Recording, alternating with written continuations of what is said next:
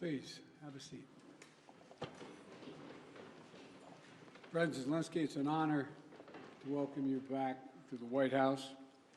When President Putin launched his brutal total invasion of Ukraine in February of 2022, and Russian tanks rolled over the border toward Kyiv, there were those who thought Ukraine wouldn't survive for a month.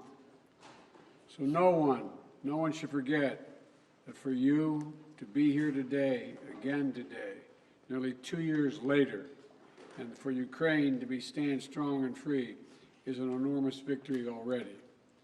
Putin has failed in his effort to subjugate Ukraine. The brave people of Ukraine have defied Putin's will at every turn, backed by the strong and unwavering support of the United States and our allies and partners in more than 50 nations in Europe and the Indo-Pacific. And Ukraine will emerge from this war proud, free, and firmly rooted in the West unless we walk away. The American people can be and should be incredibly proud of the part they played in supporting Ukraine's success. We'll continue to supply Ukraine with critical weapons and equipment as long as we can, including $200 million I just approved today in a critical needed equipment, additional air defense interceptors, artillery, and ammunition. But without supplemental funding, we're rapidly coming to an end of our ability to help Ukraine respond to the urgent operational demands that it has. Putin is banking on the United States failing to deliver for Ukraine. We must prove him wrong. The United States and Congress must, as I asked last week, it's stunning that we've gotten to this point. You know, we need to fully appreciate how it's wrong, how this is being viewed around the world and being used by Russia. Russian loyalists in Moscow celebrated when Republicans voted to block Ukraine aid last week. The host of a Kremlin-run show literally said, and I quote, "Well done, Republicans. That's good for us," end of quote. Let me say that again. This host of a Kremlin-run show said, "Well done, Republicans. That's good for us." That's a Russian speaking. If you're being celebrated by Russian propagandists, it might be time to rethink what you're doing. History will judge harshly those who turn their back on freedom's cause. Today, Ukraine's freedom is on the line, but if we don't stop Putin, it will endanger the freedom of everyone almost everywhere. Putin will keep going, and would-be aggressors everywhere will be emboldened to try to take what they can by force. Mr. President, I'll not walk away from Ukraine, and neither will the American people. A clear bipartisan majority of people across the United States and in Congress support your country.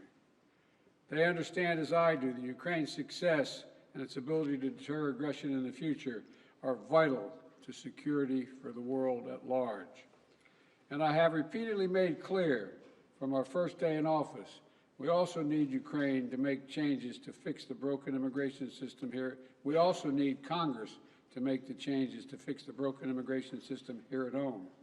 My team is working with Senate Democrats and Republicans to try to find a bipartisan compromise, both in terms of changes in policy and provide the resources we need to secure the border.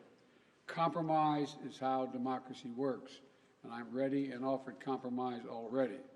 Holding Ukraine funding hostage in the attempt to force through an extreme Republican partisan agenda on the border is not how it works. We need real solutions. I also asked Congress for funding for Israel to take on Hamas and confront multiple other threats backed by Iran in the wake of the October 7th assault. National Security Advisor Sullivan will travel to the region this week and meet with the Israeli War Cabinet, as I have met with, to emphasize our commitment to Israel, as well as the need to protect civilian life and ensure more humanitarian assistance flows and reaches into Gaza for Palestinian civilians. Secretary Austin will also travel to the region this week to step up the international efforts to protect the free flow of commerce through the Red Sea. The entire world is watching what we do. So let's show them who we are. America stands for freedom today, tomorrow, and always. America stands against tyranny and against oppression. And America stands with the people of Ukraine. Thank you again for being here today, Mr. President, and thank you for everything Ukraine is doing to hold the line for liberty in the world. The floor is yours, Mr. President. Thank you so much. Thank you very much, Mr. President, dear journalists. I'm glad to be here and personally thank you and tell you how Ukraine values what we've achieved together, defending life and freedom. In Ukraine, we are fighting for our country and freedom, and also in Europe, we say for our freedom and yours. And this motto resonates not only in our country, not only in our hearts, not only in Ukraine, but also in Poland and Baltic states, Moldova and others. When freedom is strong in one country, it is strong everywhere. When it burns in one soul, it presents its merits to others. Ukrainians have twice led revolutions this century, defending freedom. For nearly 2 years, we have been in a full-scale war, the biggest since World War II, fighting for freedom. We stand firm, no matter what Putin tries. He hasn't won any victories. Thanks to Ukraine's success in defense, other European nations are safe from the Russian aggression, unlike in the past. Ukraine can now tackle the Russian dictatorship, so our children and other nations won't have to shed their blood and sacrifice lives defending against Russian aggression. We've already made significant progress. We've shown that our courage and partnership are stronger than any Russian hostility. And we've freed 50% of the territories Russia occupied after February 24th. And we won the Black Sea and are reviving our economy. Thanks to maritime exports, Ukraine's 5% economic growth this year proves our effective partnership. And we've shown no Russian missiles can overthrow the powerful American Patriot systems. Thank you very much. And even during war, we are reforming our country and strengthening our institutions. Today, President Biden and I discussed how to increase our strength for next year. First, air defense and destroying Russian logistics on Ukraine's land. Mr. President, thank you very much for your supporting us. And in these areas, like our victory in the Black Sea, we aim to win the air battle, crushing Russian air dominance. This will intensify our ground advantages in 2024 with our control of the skies. Who controls the skies controls the war's duration.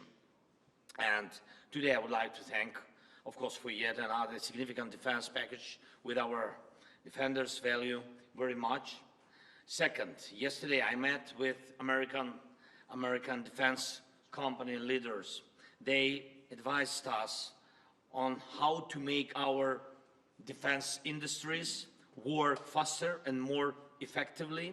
Thank you, President Biden, for this important initiative we started with you. Together, Ukraine and America can strengthen democracy's arsenal.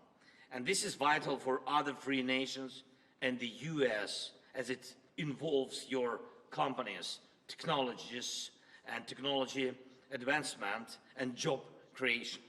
And it is important to know that 2/3 of American support for Ukraine remains and works in the United States.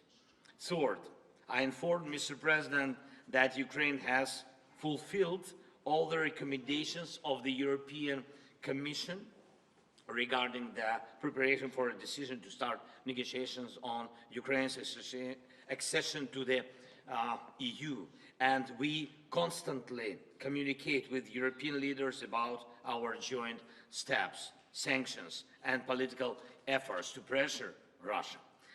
American leadership is crucial, is keeping this unity together, a unity that serves the entire free world.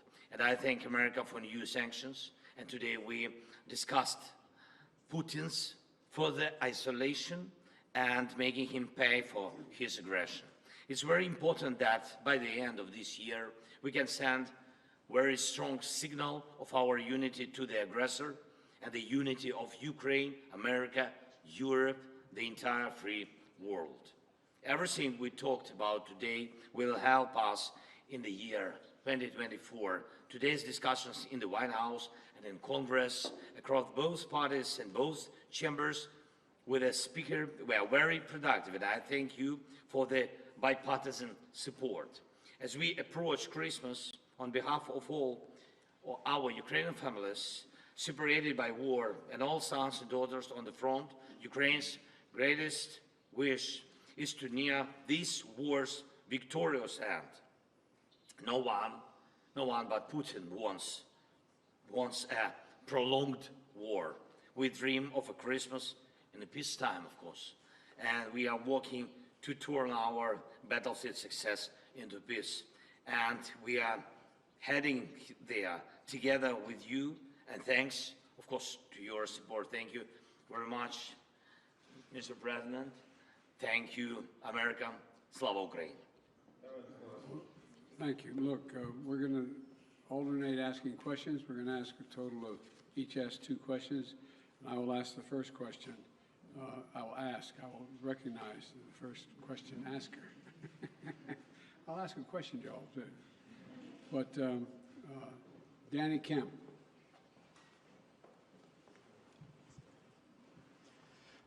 Thank you, Mr. President. For President Biden, Ukraine's counter-offensive has stalled in recent months. Congress is blocking aid, and Vladimir Putin appears ready to just wait things out. So what is the strategy for the US and Ukraine next year to try and turn this around? And if that fails, at what point do you say to Ukraine, as a friend, that it is perhaps time to start looking at peace talks? And for President Zelensky, welcome back to Washington. Can I ask you, did you hear what you wanted to hear from Congress and from President Biden? Or are you indeed more worried than when you got here? Thank you very much. Well, let me answer the question first. Let's put this in perspective. Remember how far Ukraine has come. Russia's failed thus far in trying to erase Ukraine from the map and subsume it into Russia. Ukraine has taken back more than 50% of its territory seized since February of 22, and it's pushed back the Russian Navy so Ukraine can export grain and steel to the world through the Black Sea. And thanks to the incredible courage of the Ukrainian people and the bipartisan support from our Congress, but it's not just American support. There are more than 50 countries helping Ukraine with military, economic, and humanitarian assistance. 50. The burden sharing, the U.S. has put up $75 billion, and our allies and partners have put up $100 billion. And more than 90% of our security assistance to Ukraine is being spent in the United States to provide weapons for Ukraine and replenish our stockpiles and build our industrial base. We need to ensure Putin continues to fail in Ukraine and Ukraine to succeed. And the best way for that to do that is to pass the supplemental.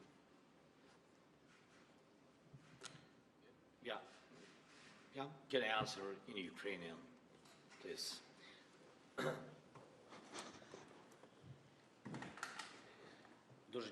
Thank you. First of all, I would like to add to the words of Mr. President Biden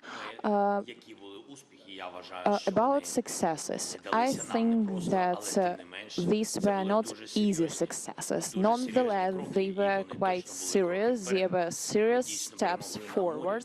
Indeed, we gained victory on the sea. We destroyed ships of the Russian Federation. We threw the remnants of their fleet to Russian territorial waters.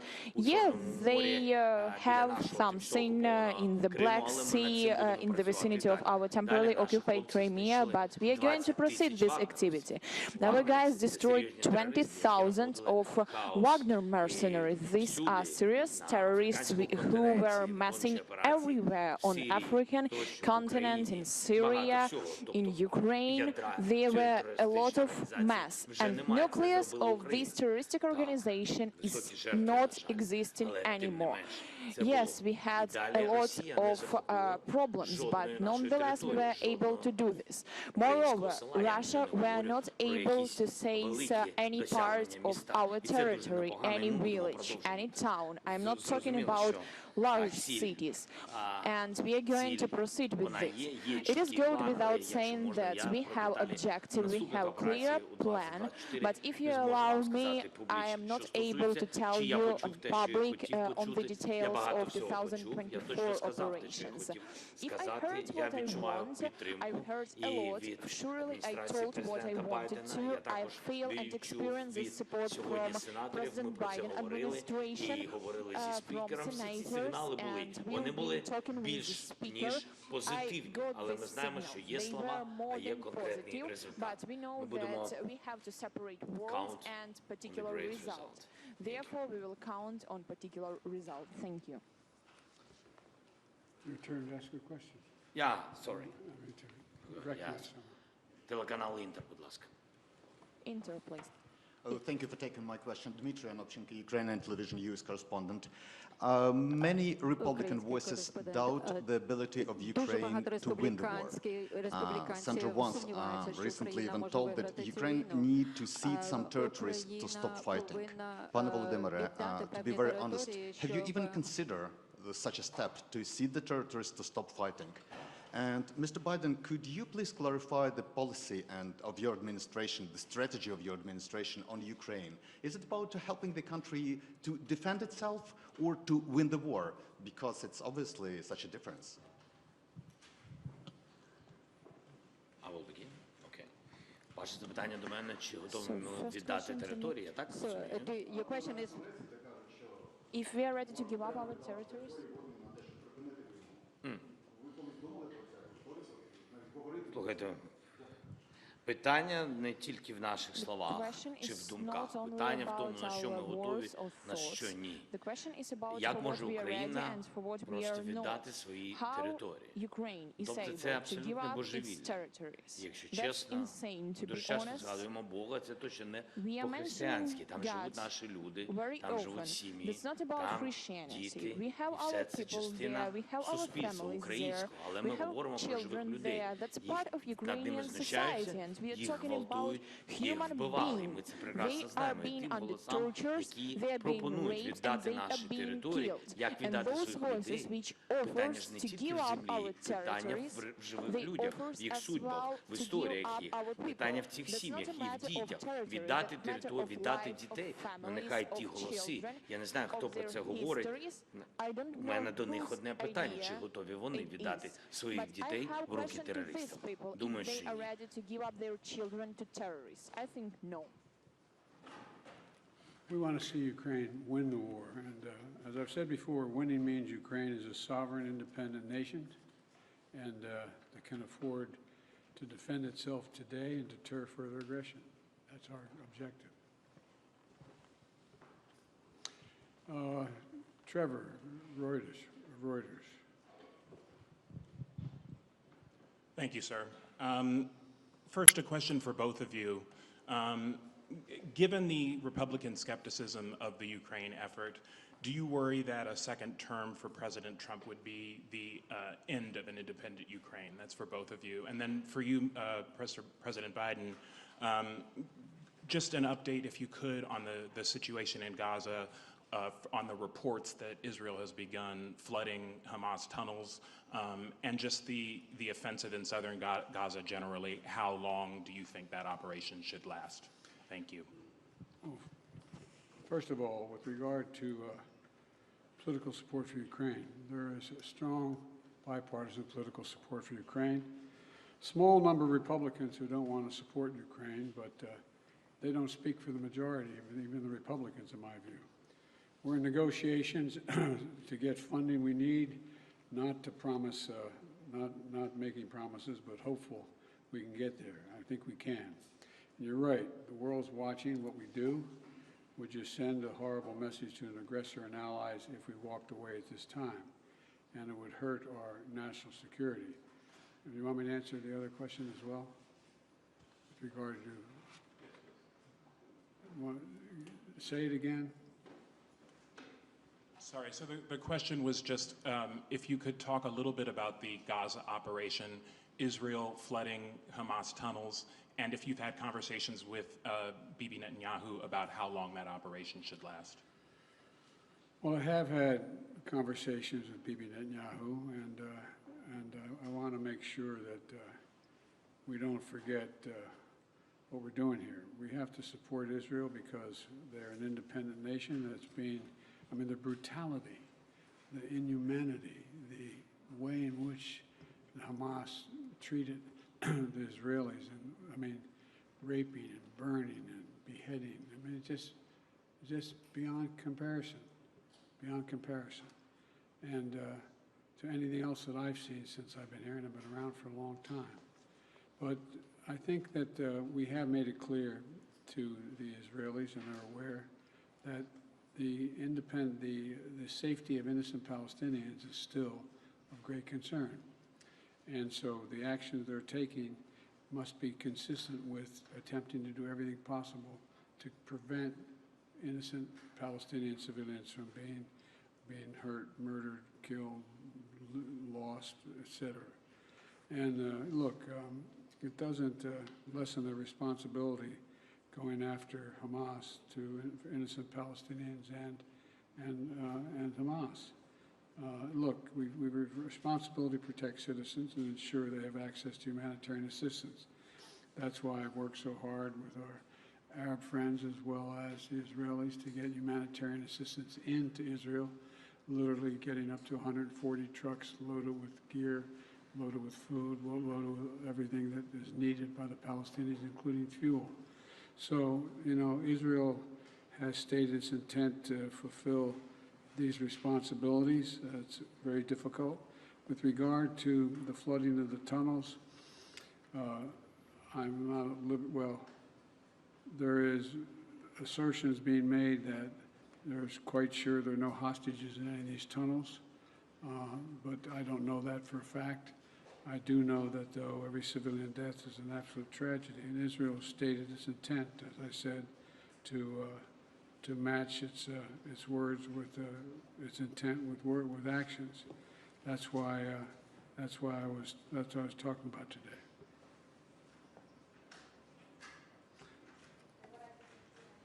Question 3. I guess I asked that. No, I just asked that. It's your My turn. turn. Your turn. Якщо відповідаючи на ваше запитання, So, дуже швидко. addressing your Я question сьогодні very дуже багато quickly, говорив з I've been представниками talking a lot with обох representatives of партій, both і parties. демократи, і республіканці Both запевнили Democrats нас and в повній Republicans підтримці. proved Вже ж подивимось, але full-fledged до цього support. ми завжди вірили And we will у see, підтримку but before нашого this, we've стратегічного партнера always been Сполучених Штатів. trusting in Будемо support of our вважати, що strategic так partner, воно the все і United States, and продовжиться. we will consider that it will continue Україна in не this залишиться на way, and одинці Ukraine просто will проти not такого remain автократичного alone терориста, як against Російська such a critical Федерація. terrorist as the Russian Federation. Укрінформ. Так, будь ласка. Thank you so much. My name is Yaroslav Dovipol, Ukrinform News Agency, Ukraine. Next summer, the United States will host an anniversary NATO summit in Washington, D.C., which raises a lot of hope, especially for Ukraine. President Zelensky, what does the Ukrainian side expect from this summit? And do you hope to hear direct invitation for Ukraine to join the alliance? And President Biden, under what conditions is the United States ready to support the initiative of inviting Ukraine to be member of NATO? Thank you.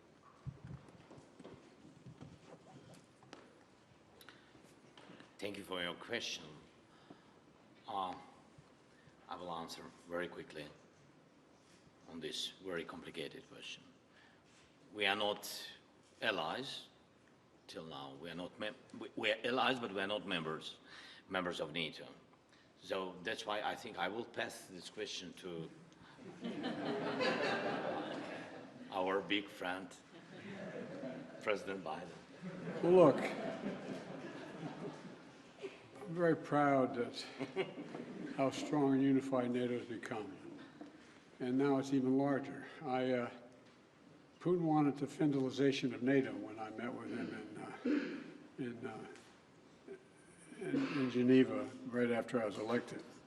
And he's gotten the NATOization of Finland instead.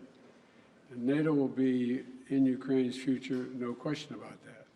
But as we said in Vilnius, Ukraine will become a member of NATO when all allies agree. Right now we know.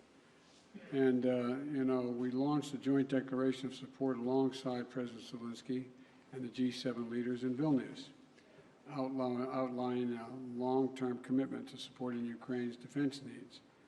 We also hosted a defense industry conference last week here in D.C. to get that critical work done. So it's a step at a time.